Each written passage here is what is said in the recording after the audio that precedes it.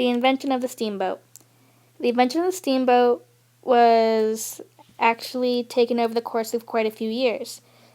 This boat, called the Clermont, was set out for its first test sail in 1807. However, the test actually sadly failed when it hit the bottom of the water and went sinking down. With this little primitive paddle wheel and a somewhat failing engine, it led to a few failures.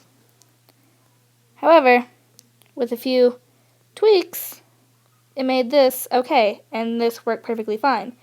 So with these masts here, which helped the boat and all that, it made the boat, the Clermont, perfectly successful with the next test. This was the very first steamboat Robert Fulton ever invented. Robert Fulton was the inventor of the steamboat. He was the inventor of the first steamboat that you just saw, and he was also credited as being the inventor of, just the steamboat, steamboats in general. And even though a few other people had tried to be credited with making the steamboat, they were denied the patent, and they were not credited. So, this guy gets all the credit. Let's erase that. Originally, though, he hadn't even wanted to be in inventions or design and... Yep. Come on. Oh, darn.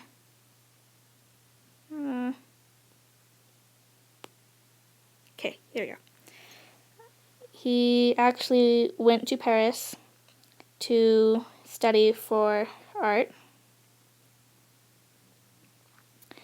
But when he met Robert Livingston, he had a few designs for a motor that would fit into a steamboat. Robert Livingston then convinced him to go back to the U.S. and continue on his way to make steamboats. Livingston also went with him to the U.S. to help him get a patent. Robert Livingston is actually not credited with having invented the steamboat. He is credited, however, in history by helping Robert Fulton, the guy from the previous page, invent the steamboat, even though he himself did not invent the steamboat.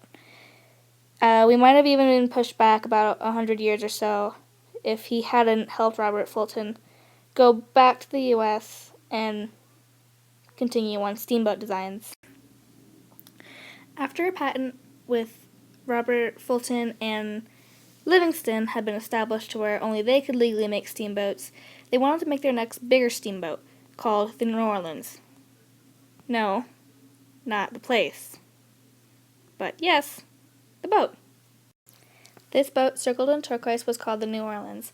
It was built in a shipyard in Pittsburgh, and in 1811, it was launched into the Ohio.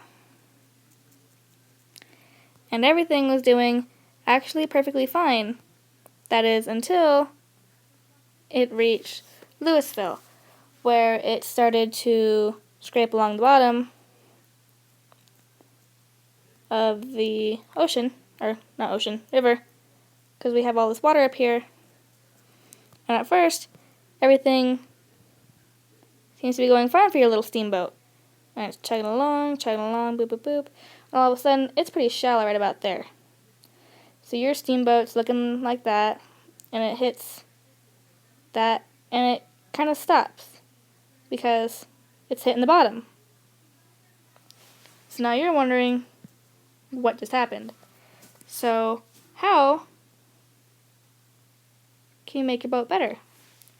You realize that you have to go from a design that's like this, that will scrape the bottom, to a design that's more like this, that won't scrape the bottom and it will perfectly work. Both Robert Fulton and Robert Livingston realized that they needed to have a flatter bottom in order to navigate rivers, but they both decided to back out and take their faces out of steamboat making since this, and they left the boats the way it were. They didn't make improvements to the New Orleans. I guess they had other priorities because, well, TikTok. Time's going away. Not everyone has forever to live, especially not back then. So they both decided to leave, and, well, they were done, and let other people step in.